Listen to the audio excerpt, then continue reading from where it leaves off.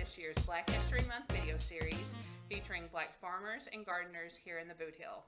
My name is Mary Ann Wright, and I'm a 4-H area educator and assistant to the regional coordinator for Lincoln University Cooperative Extension. This year's interviews are being led by some of the teens who participate in our Lincoln 4-H program, and today's interview is being led by Mr. Keanthony Taylor. Hello, my name is Keanthony Taylor. I'm a sophomore at Hayti High School. It's my pleasure to introduce Mr. Rickie Robinson. So, tell me a little about yourself. I was born in Hayti. I've been here all my life, 63 and a half years now, and I'm a minister at Faith Temple Church of God in Christ, assistant pastor. One of my fun moments is work with youth in the community. Okay. I have a wife and 6 kids and 20 grandkids. That's a lot. Okay, so this year's series is more focused on farmers and gardeners. What's your interest in this area? My interest is trying to produce fresh vegetables for our community to make sure we have a healthy lifestyle. Okay. What sparks your interest in gardening or farming in general? Well, one of the things that sparked my interest was when I was, even as a child, I was 7 years old. My father and my grandparents, they all raised gardens, so that was one of the things that we had to do to provide food for our family. And as a kid, I was part of a 4-H club. Most kids don't know about that these days, and I was a green thumb, so I took interest in learning how to grow produce. Okay.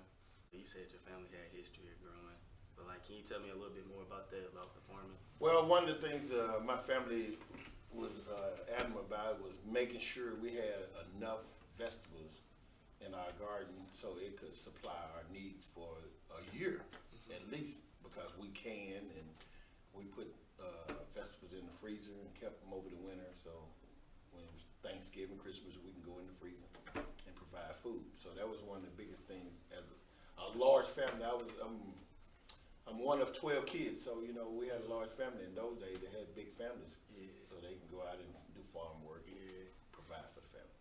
How did you learn to be a better grower? Did you take any classes, have any mentors? Well, I didn't take no classes. I just, like I say, I learned from my parents and my grandparents, and it was those who in the local community, like Reverend Spicer, who I went and got advice from, and different farmers, black farmers who I knew and grew up around. Okay. Would you say there's any benefits to gardening or farming? Most definitely. There's a lot of great benefits, because one of the greatest benefits is eating fresh produce, on a daily basis, so that you can have a healthy living. So that's one of the greatest benefits, and learning how to use your hands and work, Do you think it's harder being a person of color to obtain information about plants and growing? If so, why?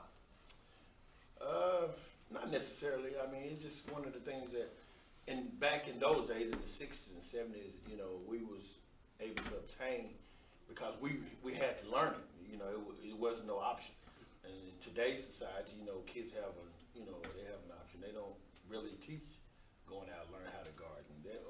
Parents don't teach these things. So, yeah, that's my take on that. Okay. I know you work in a community garden. Can you tell me a little bit more about that? Yes, one of the things, the community garden, we got started about 3-4 years ago. We was doing a community garden, raising vegetables, and we was giving them to people in the community. And so it was an opportunity for me to be a part of that program through the Faith Temple outreach program to help raise for insecurity, food. And so for me, that was great, because you see so many people who probably didn't have the fresh vegetables to eat in their homes. So we was able to supply those things for our community. And I got started with, like I say, about 4 years ago. And then from that point, the next year we raised the church-based raised a garden, which was on the backside of the church, and we bought 3 acres, and we planted 1.5 acres or so of land, and we used that for growing vegetables, and we built what we call a stand market. So that's one of the biggest things that I've been working with. And one of the ladies who really encouraged me the most was Cora Sanders. She's really the front runner of this project. Okay. Where do you see your operation in 5 years? In 5 years, my whole dream and hope is that we are able to raise enough food to feed the whole entire Bootheel County area, and in this region, because that's one of the things we are planning to do is building a farmers market in the near future. Mm-hmm. As a black grower, do you feel connected to the soil and the earth? Now, I read that question. I really didn't understand where it was going, but being connected to the earth, yes, because just a part of our roots. Working in the fields, getting your hands dirty. So I've never been afraid to get my hands dirty. Uh-huh. Are you feeling positive or negative when you think about the history of black farming, especially in the Bootheel? That could be a twofold. The positive side is that we had an opportunity to learn how to work and grow and eat vegetables that was fresh. The negative side is that we didn't get the resources that we needed to expand like some, farmers. So. Yeah. What are your personal feelings about living off the land? My personal feeling, it was great because I knew every day I had a fresh meal and fresh produce, and it wasn't something that was, had chemicals. Yeah, like that food now, Tripping. Do you encounter many people who look like you who share the same interest in gardening? No, not really. The time has changed. Yeah. We have a lot of technology now, and people don't work like we used to work in the early days. Why do you think there are not more colored people in the horticulture position? Lack of knowledge. We don't get the knowledge and the resources that we should to expand. And I think one of the things is that most of our young people, they can't see themselves chopping cotton, planting gardens, because it wasn't taught this. It wasn't brought to their attention how important it is. And one of the things I taught a young man who was working with me last summer is, he said, I don't like gardening. I said, well, if you learn how to plant a garden, you can feed your family. You don't have to ask for food. You're able to provide. Okay. Why would you encourage youth to pursue agriculture professions or gardening as a hobby? Once again, because you can provide for your family. You can gain resources, and there is a great opportunity in agriculture. You can go to college and get a full ride on agriculture degree, scholarship. So. Are there any specific things that you do to be a role model for the African American youth? Yes, I've been coaching Pee Wee football, basketball, baseball for the last 45 years. I helped youth throughout those years, and I always provided, job opportunity. I give kids a job, every summer or even throughout the school term, so that they can have, a source of income coming into their pocket. What do you do to advocate for social justice in our area?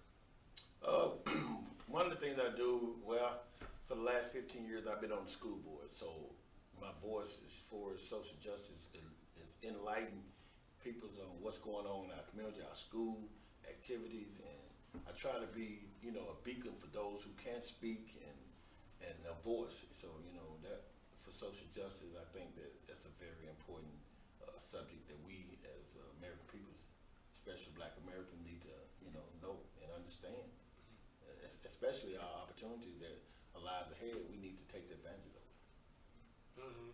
This is Black History Month.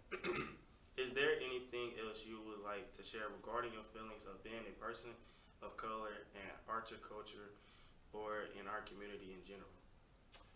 Yes, being Black History Month, you read about all the things that George Washington Carver and different ones done, and in our community we have had, our first Black mayor was in the Hayti Heights. We raised gardens in the Heights, the community gardens and various things. So those are the things and experience that I, remember as even growing up that really, helped me to understand where I was going and headed in life. Thank you for coming out today, telling us a little bit about yourself and farming and gardening and things. The pleasure was all mine. Thank you. Thank you for joining me today and Mr. Rickie on the series of Black Farming and Gardening in the Bootheel. Make sure to go check out Pemiscot County 4-H Facebook page and Bootheel 4-H YouTube channel for more videos and things about agriculture,